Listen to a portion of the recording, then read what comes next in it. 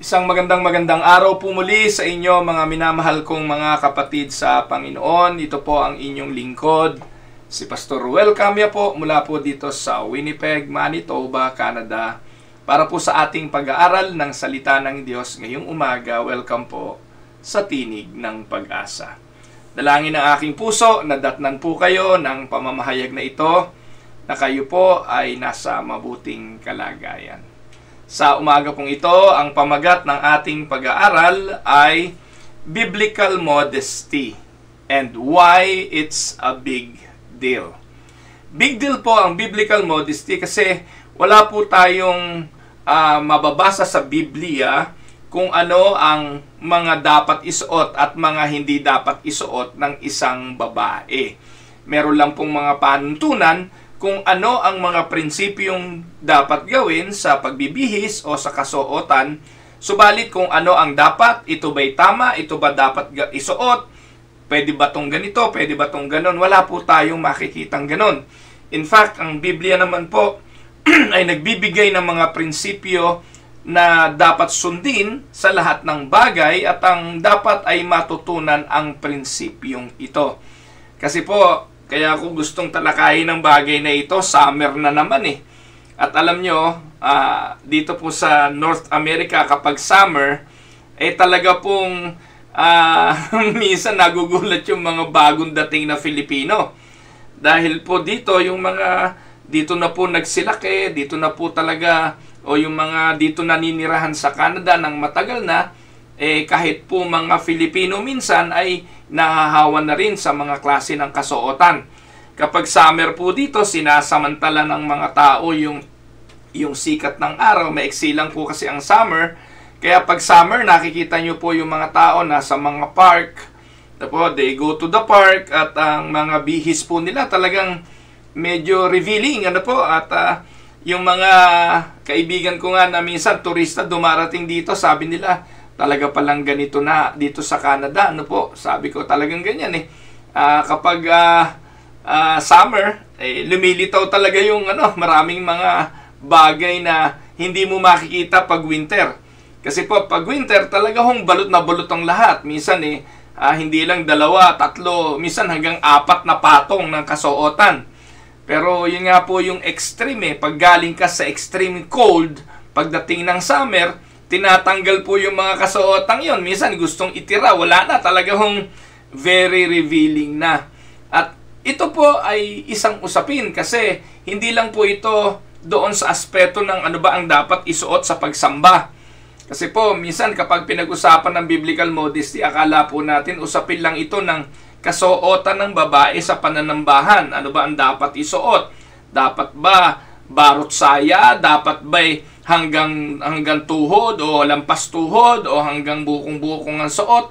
Ano po ba ang karapat-dapat? Meron nga kahaba-haba, sagad nga hanggang bukong-bukong, pero hapit na hapit naman, bakat na bakat din naman yung pangangatawan. Ano ba ang tama? So, yung kahaba-haba nga ng kasuotan, may slit naman na hanggang bewang. Ang haba naman ng slit, alin po ba ang ating panuntunan tungkol sa mga bagay na ito? Mapapansin po natin dito sa Canada kapag dumating na yung summer, yung mga oversized sweaters, yung mga jacket, yung mga mga sweat, yung mga sweaters, ay mga hoodies, inaalis na po yan sa sa mga store. Kung mapapansin po ninyo, may mga theme talaga dito sa Canada, yung mga store na bilihan ng damit. Iba po talaga yung pang winter, iba yung pang spring, iba yung pang fall. At ngayon na summer, ay naglilitawan po yung mga swimsuits, yung po yung nandun. At yung mga spaghetti strap dresses, yung mga trench coats, wala na yun doon, aalisin na yon. Yung mga pang winter, yung mga shorts, yun na naglilitawan. Yung mga crop tops, yun yung mga tawag nila, crop tops, tank tops, halter tops, tube tops, at lahat na po ng tops. At ito na po yung mga makikita natin sa mga aisle or sa mga kasuotang pambabae na nakikita po natin.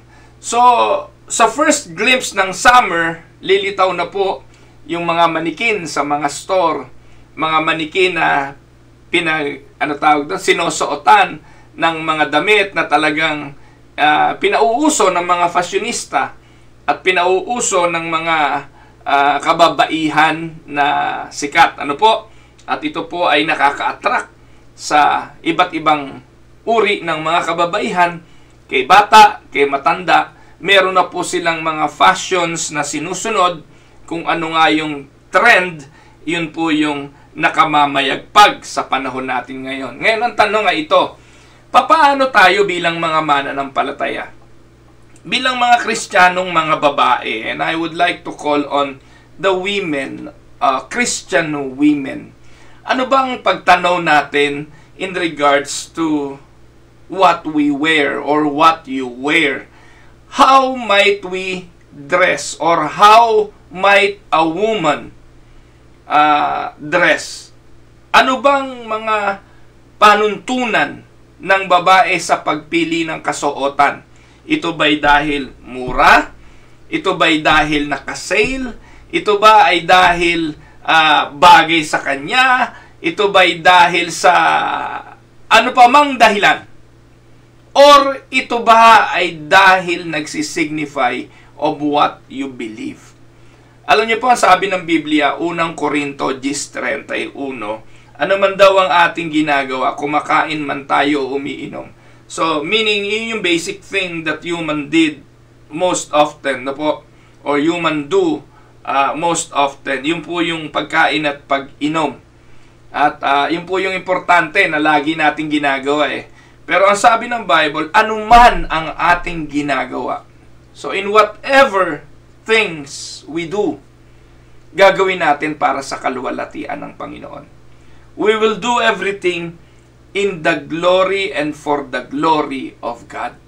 Kaya mahalaga ito, big deal itong pag-usapan. Kasi po ngayon, parang ang mundo ang siyang nagdidikta ng lahat ng uri ng panuntunan sa mundong ito.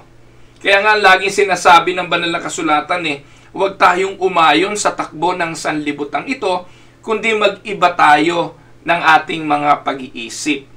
Sapagkat ang mundong ito talaga ang magdidikta kung ano ang uso. At mga kapatid, hindi naman lingid sa inyo na talagang yung mga uso sa panahon natin ngayon ay kakaiba na. At talagang madalas ay taliwas na sa mga panuntunan na sinasabi ng banal na kasulatan. Papaano tayo maiiba rito? Papaano ang isang kababaihan, ang isang babaeng Kristiyano ay magiging iba sa mga bagay na ito? Tingnan po natin ang paalala ni Pablo sa batang si Timoteo. Narito po ang talata at atin pong basahin. 1 Timothy chapter 2, 9-10. I also want the women to dress modesty, with decency and propriety, adorning themselves not with elaborate hairstyles or gold or pearls or expensive clothes, but with good deeds appropriate for women who profess to worship God. Ang magandang prinsipyo makikita natin dito na sinasabi ni Apostol Pablo, yung kasuotan ng babae ay dapat nagiging patotoo na siya ay mananamba ni Kristo. The things that the women must wear is a profession. A profession of a woman who worship God. Appropriate for women who profess to worship God. Hindi natin pag-uusapan yung hindi sumasamba kay Kristo. Hindi natin pag-uusapan yung hindi mananampalataya. Hindi sila sakop ng panuntunan ito. Kasi sulat ito ni Pablo kay Timoteo para dalahin sa simbahan. At alam niyo po, yung mga hindi mananampalataya, walang issue doon. Gawin ninyo kung anong gusto nyo. Huwag kayong magsuot kung ayaw ninyo. Hindi yun ang problema. The issue here is for the believers. For the women who worship God, who profess they are followers of Christ, who profess they are disciples and they are Christians. Kaya dito po, ito ang gagawin nating panuntunan. Ang tanong, how might women dress modestly? Kung iyan po ang hinihingi ni Pablo kay Timoteo na ituro niya, papaano nga ba, pastor? Alam niyo po mga kapatid, true modesty springs from the hearts. It is a disposition of the heart, not the closet's contents, and extends well beyond the clothes women keep. So ito po yung bibigyan ko ng emphasis. So, tandaan po natin, hindi palibasa, balot na balot. Hindi palibasa, walang nakikitang takip. Katulad ng ginagawa, yung extreme ngayon. Kung inyo pong papansinin, yung mga extreme modesty dresser ay yung Islam. Yung talagang wala kang makikita. Mata lang ang ang pwedeng makita. Talagang balot na balot. So, yun po ba ang modesty? Is that the kind of modesty, the biblical modesty that the Apostle Paul was referring to? Ito ba yung sinasabi ni Apostol Pablo na dapat panuntunan ng mga babae sa pagbibihis na nakahijab, balot na balot, at hanggang talampakan, walang nakalitaw na skin, mata lang. No po? At alam niyo po mga kapatid, ito yung mga, ano tawag doon, extreme modesty wearing ng mga babae sa Middle East. No po? So, pero ang panuntunan gusto ko pong ilatag ay ito. Yung tunay na modesty springs from the heart's disposition. Hindi lang po ito bagay na may kinalaman sa damit. Kasi pwede namang magbihis talaga na walang nakalitaw. Pero yung puso ay nagwawala naman sa rebellion. Yung puso ay punong-puno naman ng kasalanan, ng karumihan, ng pagnanasa sa iba, ng mga bagay na tinatanggap at kinikilala sa lihim. Hindi rin po modesty yun. Kaya dito, yung real modesty, yung true modesty, is a disposition of the heart. Na kung gagawin mo lang ito dahil napipilitan ka, gagawin mo ito dahil idinidikta ng relihiyon mo, na kapag hindi mo ginawa, paparusahan ka, kapag hindi mo ginawa, itatakwil ka, nagre-rebelde rin ang puso mo pag ganon. Ang dapat pong makita natin dito, ang tunay na modest woman ay merong tamang disposisyon na ginagawa niya ito dahil naiintindihan niya ba't niya ito ginagawa. It is beyond the contents of your closets. Pero basically, kung ikaw ay totoong Kristiyano, alam mo ang paninindigan mo, alam mo kung anong pananampalataya mo, magiging mapili ka sa mga ilalaman ng closet mo. At magiging mapili ka sa mga bagay na isusuot mo. Hindi lang dahil trendy ito, hindi lang dahil ito ang uso. Pangalawang prinsipyo, the external signs of what we call modest behavior, not bragging, not showing off your body too much, are ultimately signifiers of modesty and not modesty itself. Ano pong ibig sabihin? Yung external signs, yung mga isinusuot ng isang babae, bagamat tinatawag itong modest behavior. Hindi niya ipinagyayabang, hindi niya ipina-flaunt, no? Hindi naka-expose yung kanyang body skin masyado, ay signifier lang. Ano ibig sabihin dito?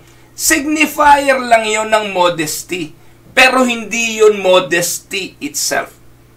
Because nakikita nga natin yung mga Islam. Sila ba ang panuntunan? Sila na ba yung tamang dapat sundin? Yes, what we wear is just a signifier. Pero hindi ito nangangahulugan ng laging ganon. Like this t-shirt for instance. Ayan, di ba? Krus yan, krus. Unidad. This was given to us noong Father's Day. Hindi ko matandaan kung ilang fathers na ito Unidad. Na po? Pagkatapos po, yung krus na yan, may mga kung ano-ano nakasulat dyan No? May mga dad na nakalagay dyan. Kind, warrior, mentor, loving, wise, hardworking. Hindi palibhasa, meron kang ganito, ibig sabihin, hardworking ka na nga, nagsisignify na ikaw ay ganun na nga, ano po? Yung kasuotan, mga kapatid, may suot kang ganun, hindi nangangahulugan na ganun ka na. Ano po? Hindi palibhasa, balot na balot ka, modest ka na nga. Kasi nga po, ang sabi natin kanina, the definition or true modesty springs from the heart's disposition. Dapat ito talaga yung totoong laman ng puso mo. Ano po? So, ano po ang ating matututunan sa pag-aaral na ito? Sabi nga mga kapatid, ng 1 Corinthians 6:12, I have the right to do anything. You say, nasabi diyan, I have the right to do anything you say, but not everything is beneficial. I have the right to do anything, but I will not be mastered of anything. Ito ang sabi po ni Apostol Pablo. At kung titingnan po natin, sa Tagalog, may magsasabi, malaya akong makagagawa ng kahit ano. Ngunit ang sagot ko naman, ay hindi lahat ng bagay ay nakabubuti. Maaari ko ring sabihin, malaya akong gumawa ng kahit ano, ngunit hindi ako magpapaalipin sa anumang bagay. Ayan. So, ito po yung panuntunan na gusto ko pong ating tingnan.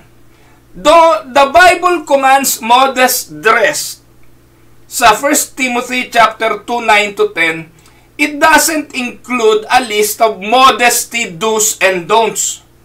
Hindi naman sinabi po ng Bible na pwede short, basta hanggang tuhod. Hindi naman sinabi ng Bible na pwede yung mahabang damit, basta walang slit sa gilid. Wala namang ganun Hindi naman sinabing pwede yung mga long gown, pero wag lang hapit na hapit. Wag babakat ang katawan. Wala namang ganun So, walang masyadong panuntunan, even the gospel. Even Matthew, Mark, Luke, and John, wala naman sinabing thou shall not wear this and ano tawag doon? Thou shall not wear that. As a result of Scripture's supposed silence, we can define modesty as not too immodest. Parang gano'n, Pagdating sa modesty, huwag naman masyadong immodest. Ano pong ibig sabihin nun? Huwag naman masyadong revealing, huwag naman masyadong makakatukso. Babalik na naman yung tanong na, Pastor, di namin kasalanan kung makatukso kami. Kasalanan nyo yan kasi mapag-isip kayo ng masama. Yun po yung katwiran Hindi na namin kasalanan yun. Kung pagnasaan nyo kami, hindi na namin kasalanan yun. Pero mga kapatid, iyon nga po ba dapat lagi ang katwiran? Dahil po walang malinaw na panuntunan ko anong isusuot at anong hindi dapat isusuot, ano ang tama sa pananambahan at anong hindi tama sa pananambahan, doon ngayon papasok yung tricky questions Like for instance, are this short too short? Yung ba shorts na to too short? Is this shirt too revealing? Are these pants too tight? And so we sift through summer clothing racks, hunting for items that won't look too much like the way the world dress during summer weather. Alin ang pipiliin at dadamputin? Ano ang panuntunan sa pagbili?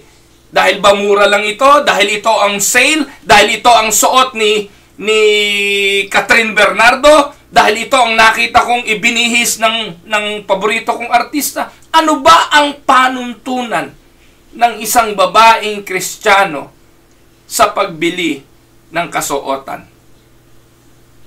Alam niyo po mga kapatid, pagdating sa usapin ng pulpito at pagdating sa mga sermon ng mga pastor, hindi na ito masyadong tinatalakay.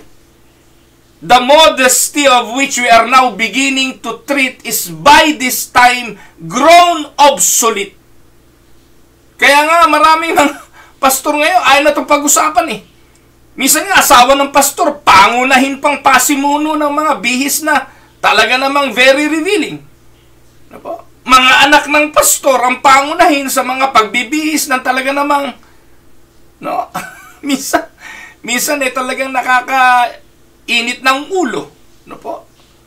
So, paano ba natin to titingnan? Paano ba natin to ipapaunawa, lalo na sa mga kabataan, na hindi na naririnig ang ganitong mga aral at ang ganitong katuruan? Na para bang ang pagbibihis kung ano na lang maisuot. Dahil ang katwiran natin pastor, yan lang ho talagang meron ako Yan lang ho talaga ang Sunday dress ko Well, wala ho akong question mga kapatid. Kung talagang walang isusuot, halimbawa, bumagsak ka sa isla, naandun ka sa isla, ang tanging pantakip na pwede mong makita ay dahon ng saging. Yun lang ang pwede mong isuot at pwede mong i-capitalize. Yun lang.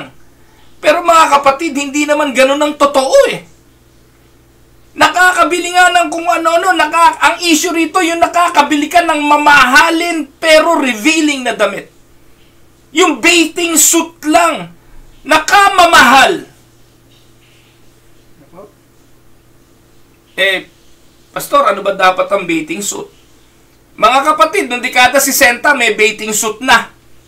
Pero hindi katulad ng bathing suit na meron ngayon. Paiksi ng paiksi, na talagang tinatakpan na lang yung guhit ng puwit. Wala, hindi na o tinatakpan. Dati po ang bathing suit, may takip din yung puwit.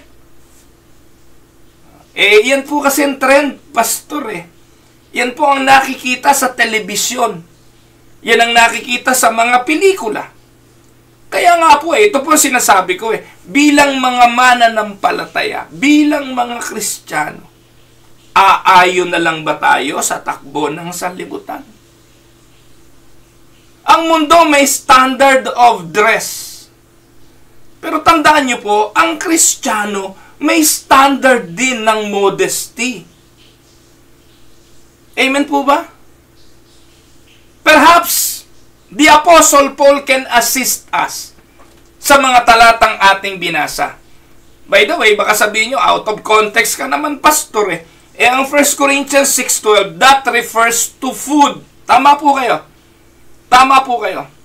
Wala pong binabanggit na damit dyan, kasuotan dyan, sa unang Korinto 6. Actually, 2 talata yung pagtutuunan natin 1 Corinthians 6 at saka 1 Corinthians 10. Sa dalawang yan, binigyan ng emphasis ni Pablo yung kalayaan at choices ng taong pumili.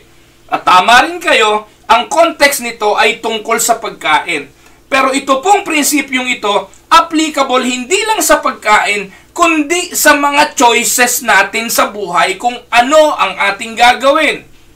Though the Bible is quiet on wardrobe particulars, it is loud on wisdom principles.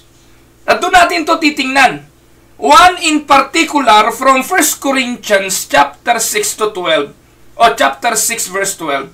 It can help us, para maunawaan kung anong dapat na panindigan ng mga Kristiyano tungkol sa kalayaan nating pumili. Throughout 1 Corinthians, the Apostle Paul tackles similarly sensitive topic for first century Christians. And this is food. Tama po kayo, food yan. At ano ba yung dapat kainin at hindi dapat kainin? Yan po yung issue dyan What can they eat and what can't they eat? So the Christian believers want to know, ano bang kakainin namin? Anong bawal at anong hindi bawal? Anong dapat kong kainin at hindi dapat kainin? In the same manner, dito, yung prinsipyong ito, gagamitin natin din doon sa prinsipyo ng anong aking susuotin at anong hindi ko dapat suotin. Anong dapat kong biling damit at anong dapat na hindi ko biling damit. In what ways does the desire to wear what we want when we want rule over us? Sabi dyan ni Pablo wala namang problema sa akin Yung mga nagsasabi na they can do anything, you can do everything, pero hindi lahat ay beneficial. May nagsasabi, malaya ako makagagawa ng kahit ano. Tama! Pero ang sagot ko naman, ang sabi ni Pablo, hindi lahat ng bagay na gagawin mo nakakabuti.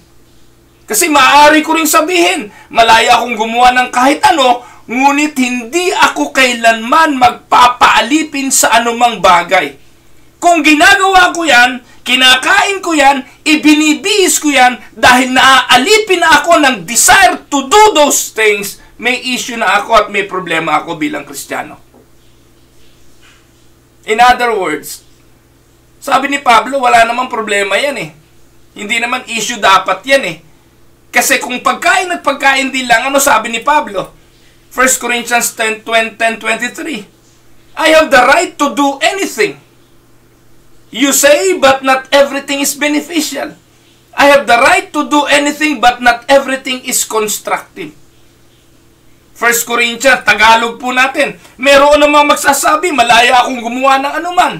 Ngunit hindi lahat ng ito'y nakabubuti. Malaya akong gumawa ng anuman. Ngunit hindi rin lahat ng ito'y nakakatulong. Ilagay natin sa pagkain. Nakakain ko at pwede kong kainin ng anuman. Pero hindi lahat ng kakainin ko nakabubuti. Malaya akong kumain ng kahit ano. Pero hindi lahat ng ito'y nakakatulong. Usapin niya ng pagkain. I-konteksto natin sa susuotin. Malaya ka na isuot kahit anong gusto mo. Pero hindi lahat ng susuotin mo nakabubuti. Malaya kang isuot lahat ng anumang gusto mo. Kung ayaw mong magsuot, bahala ka. Ngunit hindi rin lahat ng ito'y nakakatulong. That is the principle. In fact, wala nga dapat problema sa pagkain. Dahil sabi ni Pablo, ano po sabi niya sa pagkain? What goes into someone's mouth does not defile them. But what comes out of their mouth, that is what defiles them. Sa Tagalog, ang lumalabas sa bibig ng tao, hindi ang pumapasok ang siyang nagpaparami sa kanya sa paningin ng Diyos. So, walang issue sa pagkain. Hindi naman daw issue lahat ng pumapasok eh. Pero kapag lumalabas, yun nagpaparumi. In the same manner, wala namang issue eh. Kung anong gusto mong isuot, gusto mo yun eh. Pero mga kapatid, representante ka ng iyong kasuotan. O rather, baliktad, yung kasuotan mo, representante mo. Alam niyo po ba mga kapatid na ang kasuotan ay sumisimbolo ng kalalagayan ng tao. Tama po ba yun? Kasi may kasuotan eh. Ang bilanggo may kasuotan. Yung letter P na kulay pink. Orange. Hindi po ba? Pag nakita mo po yung letter P na may kulay orange, ano ibig sabihin nun? Bilanggo yun eh. Kapag nakakita ka ng pulis, ano po? May kasuotan yun. Yung kulay blue, na may batuta, guardia yon. Puting-puti, na may sombrerong ganon, sa ospital, nurse yon. Lahat po eh, sumisimbolo ng kasuotan yan eh. May uniforme. Ngayon ang tanong, ang prostitute ba may kasuotan? Yes! Walang prostitute na magbibihis ng hijab. Walang prostitute na magsusuot ng nakatago ang kanyang talampakan. Kung makikita niyo po sa Amerika, may mga videos na pinapakita sa YouTube.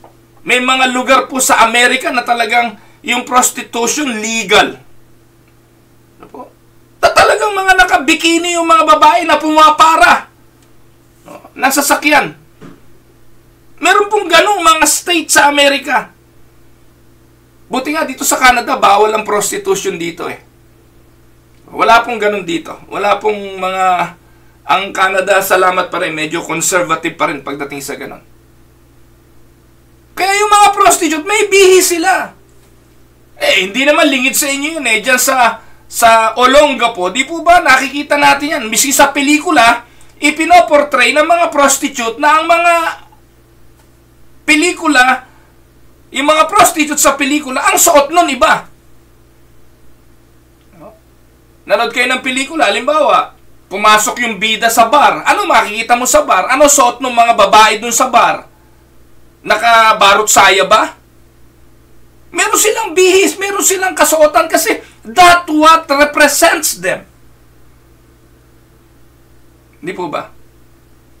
Pero dito sinasabi ni Apostol Pablo, mga mananampalataya tayo eh.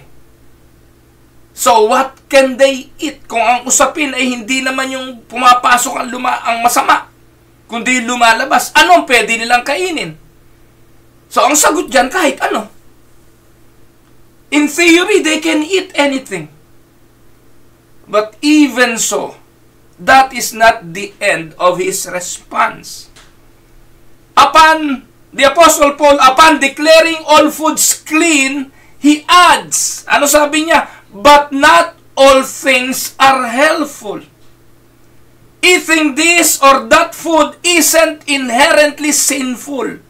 Hindi ito masama, but that doesn't make it healthful.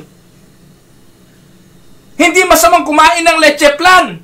Kasarap-sarap ng leche plan. Hindi masamang kumain ng leche plan kahit araw-arawin mo ang leche plan. Pero mga kapatid, pag diabetic ka na, isang kutsara ng leche plan, may malaking problemang idudulot na sa iyong katawan. It is no longer healthful. Yes, it is not sinful to eat leche plan, but it is not healthful. Ganito tinitingnan ang pagkain. Hindi lahat ng pwede ay mabuti. Hindi lahat ng not wrong ay automatically good. Hindi lahat ng nabibili mo sa pamilyang bayan, hindi lahat ng nakikita mo sa fashion store, palibasan na kasabit at suot ng manikin, at nakita mong suot ng paborito mong artista, pwede na sa iyo at makakatulong sa iyo. Tandaan po ninyo mga kapatid, God's Word outlaws no outfits. Wala kang mababasa sa Biblia na ipinagbabawal ng Diyos na suotin ito. But that doesn't mean every outfit helps, benefits, profits, serves, encourages ourselves and others. Amen? Kaya sa halip na ang itanong ay, is it wrong? Mas maganda sigurong itanong is it helpful? Kasi madalas ang tanong natin Pastor, pwede ko bang suotin ito? Or masama bang isuot ko ito? Siguro ang tanong ay hindi kung masama bang isuot ito. Ang sagot siguro, ang tanong siguro ay ganito, makakatulong ba kung susuotin ko to? So following the Apostle Paul's lead, let us consider the helpfulness. Paano makakatulong ang pananamit? Merong dalawang areas tayong dapat tingnan. Una, is it helpful for my soul? Yung bang kasuotan, yung bihis mo, nakakatulong sa iyong kaluluwa. Tandaan po ninyo mga kapatid, ang damit, ang pangunahing purpose lang naman yan, pantakip sa katawan. Pero pwede yan na makaapekto sa iyong kaluluwa. Bakit? Kung ang pananamit gagamitin mo para mang-attract, para ka sumikat, para ka magmukhang kagusto-gusto ng iba, para ka makakuha ng atensyon, naaapektuhan nito hindi lang yung katawan, kundi ang kaluluwa. Tama po ba? Now, ang sabi ni Apostol Pablo, lahat tayo ay malaya. May magsasabi, malaya akong makagagawa ng kahit ano. Ngunit ang sagot ko naman, hindi lahat ng bagay ay nakakabuti. Maaari ko ring sabihing malaya akong gumawa ng kahit ano, ngunit hindi ako magpapaalipin sa anumang bagay. Ang tanong, in what ways does the desire to wear what you want can rule over you? Kailan o paano ang pagnanasang isuot ang isang bagay ay pwedeng makapagpaalipin? Paano nga ba? Ang tanong, bakit mo isusuot? Nakita mo, pantalon. Kaayos-ayos, pantalon. Ako po, walang issue sa pantalon eh. Kasi yung iba sabi, ang babae, hindi dapat nagpapantalon. Kasi pantalon eh, panlalaki yan. Hindi po yung totoo. Basta ang importante ay natatakpan yung dapat takpan. Hindi po issue kung pambabae o kung panlalaki sa akin yan. Hindi yung issue yan. Huwag lang yung pambabae, susuot ng lalaki. Ang lalaki nakabistida. Yun na nga po nangyayari ngayon eh. Hindi ba nakakaalipin yun? Yung kasuot ng pambabae, ang nakasuot, lalaki. Bakit mo ginagawa yun? Bakit mo susuotin yun? Ganon. Nakakatuwa rin dito sa Canada. Dito sa Canada, yung mga homosexual dito, hindi mo mahalata. Yung mga gay, hindi mo mahalata. Yung mga homosexual dito, ang haba ng bigote. Pagkatapos, macho. Wala ho dito kagaya ni Vice Ganda na sa harapan ng telebisyon nakabistida. Kaya nag-i-encourage doon sa mga bata na ngayon, kababata pa, kabaklaan na rin ang pinopromote eh. Na dahil nakikita si Vice Ganda, bata pa lang, gusto nang maging ganon. Ang tanong, nakapagpapaalipin ba to? Yes! Kasi yun ang laman ng puso eh. Gusto niyang magpakababae gayong hindi siya babae. Eto ng mga babae, pinipilit na ilabas yung mga bagay na dapat nakatago para maka-attract ng atensyon ng iba. Hindi ba nakakaalipin din yun? Na lagi mong iisipin yung magustuhan ka, iniisip mo lagi yung pipituhan ka, yung lilingunin ka, hahabulin ka. Be honest, women. Christian women. Bakit mo binili yan at bakit mo sinusuot yan? Buti na lang, misis ko, mga kapatid. Pag bumili ng damit, ang iniisip niya lagi, una, komportable ba? Ang misis ko, medyo, kahit mahal, bibilin yun, basta komportable siya. Hindi dahil sa titingnan siya ng iba. Maging ang inyong lingkod, mga kapatid, ako nga po to be honest, hindi ako marunong bumili ng damit. At nakikita nyo naman dito sa Tinig ng Pag-asa, pang araw-araw na damit ko lang ang suot ko eh. Hindi po ako mahilig sa damit. Ang sa akin po, ang damit ay sinusuot ko para sa comfort. Para wag ginawin, para wag mainitan masyado, yung pati sa tela, pumipili po ako ng comfortable ako. Not for the reason na hangaan ako, sabihing bagay sa iyo yan, maganda sa iyo yan, hindi po mahalaga yun. Pero many people, especially many women of today, they wear to show. At hindi lang naman po babae, maging mga lalaki. If we value Christ above everything, then we will gladly consider whether any one thing, even our favorite dress, is competing for our affection. And when we do, we'll grow in godliness and we will grow in joy. Sabi nga, happy is the woman who has no reason to pass judgment on herself for the clothes she buys. For she knows that her purchases proceed from faith and not fashion.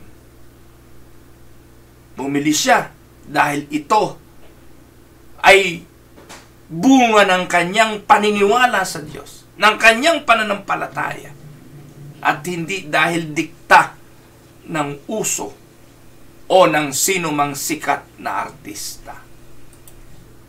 In other words, we help our faith along only so far as we flee anything that seeks to dominate us, govern us, control us, dictate us apart from God. Amen? Tingnan po natin ang paalala pa ni Apostol Pablo sa Roma 14:22-23. Tandaan po natin mga kapatid, ikaw at ang Diyos lamang ang dapat makaalam ng iyong paniniwala tungkol sa bagay na ito. Pinagpala ang taong hindi sinusumbatan ng kanyang budhi kapag ginagawa niya ang mga bagay na pinaniniwalaan niyang tama. Ngunit ang sinumang kumakain sa kabila ng kanyang pag-aalinlangan ay nagkakasala sapagkat hindi siya nagiging tapat sa kanyang paniniwala. Ang paggawa ng anuman na labag sa sariling paniniwala ay kasalanan. Again, ang reference nito, pagkain. Pero katulad ng sinabi ko sa inyo kanina, ito yung mga pag-aalinlangan natin kung pwedeng kainin o hindi pwedeng kainin.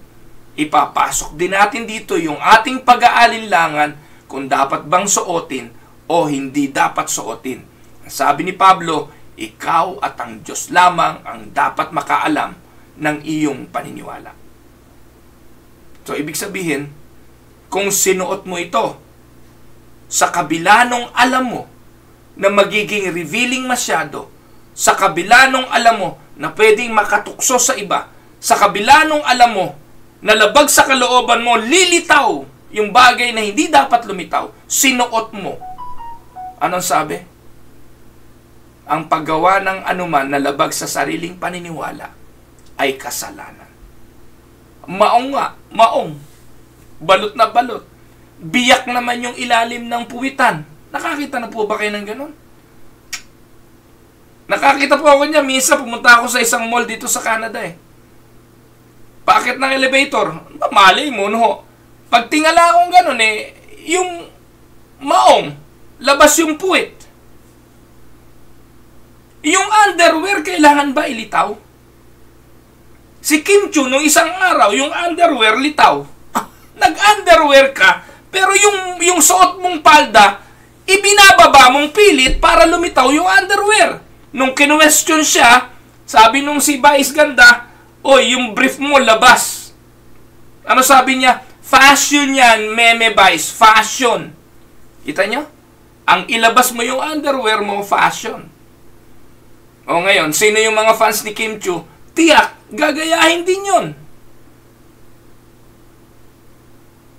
Wag na yung hindi mananampalataya. Again, wag na yung hindi Kristiyano. They can do whatever they want. Wag na yung si Vice Ganda. Pwede niyang gawin niyo kung ano gusto niya. Pero I'm talking to the believers of Christ. I'm talking to the Christians. Meron tayong panuntunan. Hindi lang sa pagkain, kundi sa kasuotan. Pangalawang prinsipyo, at ito ang huli. Is it helpful for my neighbor? Dressing. Can dressing be helpful?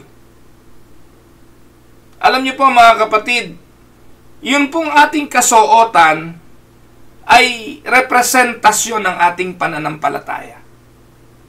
Ano sabi ni Pablo, 1 Corinthians 10, 23-24? Mayroon namang magsasabi, malaya akong gumawa ng anuman, ngunit hindi lahat ng ito'y nakabubuti. Malaya akong gumawa ng anuman, ngunit hindi rin lahat ng ito'y nakatutulong. Huwag ang sariling kapakanan ang unahin ninyo, kundi ang sa iba. Madalas ang katuwiran, wala akong pakialam. Kung ano suot ko, I don't care. Pero may paalala si Pablo eh. Huwag naman daw puro kapakanan mo lang ang unahin mo. Tingnan mo rin yung iba. Yes, we must not wear to show, but we need to consider when wearing something, yung kapakanan ng iba. Halimbawa, inimbitahan ka. Ito simple lang. Inimbitahan ka sa isang kasiyahan sa baryo, rural area, na ang mga nandon, alam mo, mga magsasaka, magtatanim ng gulay, yung mga ganon, no, probinsya. Ikaw, pumunta ka doon, bisita ka. Ano susuotin mo? No? Susuot mo nightgown? Susuot ka ba ng something that you will be different? Or magsusuot ka rin na medyo bagay naman sa kanila? Hindi ko naman sinabing magsuot ka ng suot magsasaka. Pero babagay ba yung kasuotan ko sa kanila? Or magmumukha akong donya, magiging reyna, magiging prinsipe, magiging prinsesa? Dahil kakaiba ang suot ko. Sabi ni Pablo, huwag naman sariling kapakanan lang ang unahin, kundi yung iba. Baka kapag nakita ka ng isang kaidarin mo na ganun ang kasuotan mo, mainggit. Pagmulan ka pa ng kasalanan dahil nainggit siya na wala siyang ganun. Na kailanman di siya makakapagbihis ng ganun. Eh ang tanong mo siguro, kasalanan ko ba yung pastor? Maaaring hindi. Dahil malaya mo ngang gawin ang anuman. Pero ang tanong, nakatulong ka ba? Nakatulong ka ba? All things are lawful, but not all things build up. Let no one seek his own good, but the good of his neighbors. When it comes to our clothes, we have the same freedom, sabi ni Pablo. By the way, ang pinag-uusapan nga rin dito, pagkain, no? But when it comes to clothing, you are free to whatever you want to wear. So, neither dietary laws nor dress codes bind new covenant believers. No matter the era. Wala, hindi tayo katulad nung Sabadista, bawal kainin ito, bawal ang biyakang kuko, bawal ang walang kaliskis. Wala, wala, lahat pwede. Kainin mo kung anong gusto mong kainin. Pero ang sabi ni Pablo, hindi rin naman lahat ng kakainin mo nakakatulong. Hindi rin naman lahat ay may pakinabang ang iba. Sabi nga ni Pablo sa Galacia 5:13, ano sabi niya dyan? Mga kapatid, tinawag kayo upang maging malaya.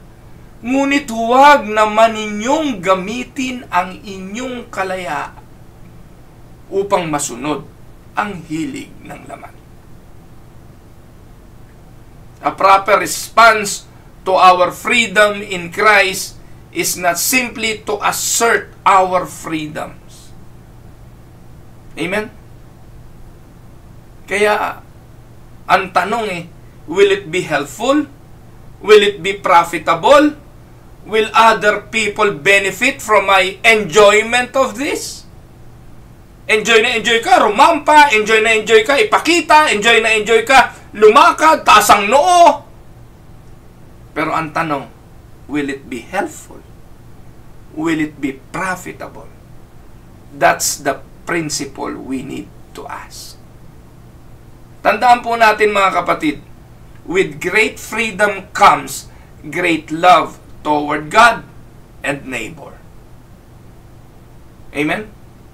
At bakit po pinapaalala sa atin ito?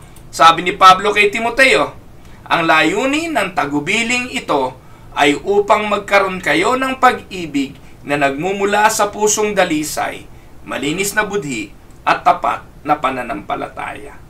Amen?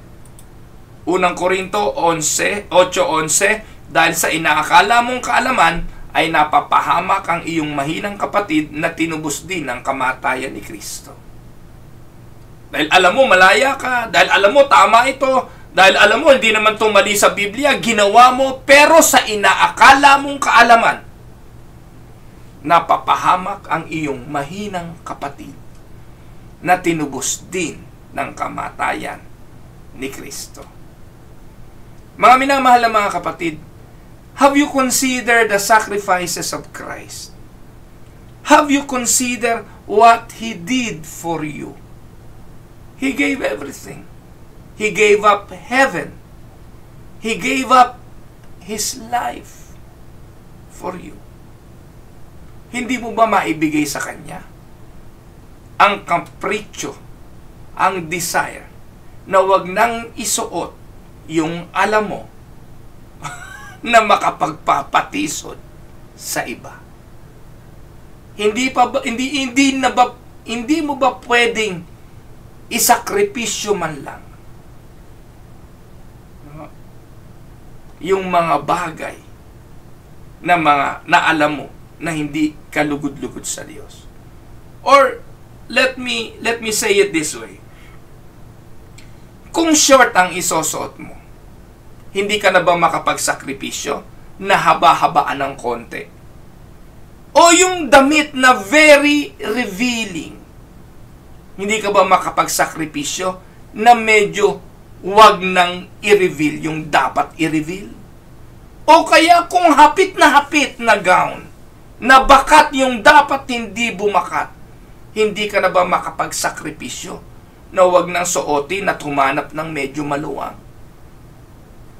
Mga kapatid, kung fashion lang ang iniisip mo na dahilan ng iyong pananamit, hindi yan ikagaganda ng iyong pananampalataya. At magbibihis ka, hindi lamang sa ikagaganda mo, sa ikasisikat mo, dahil sa desire mo, kundi magbibihis ka para sa kaluwalhatian ng Panginoon. Amen?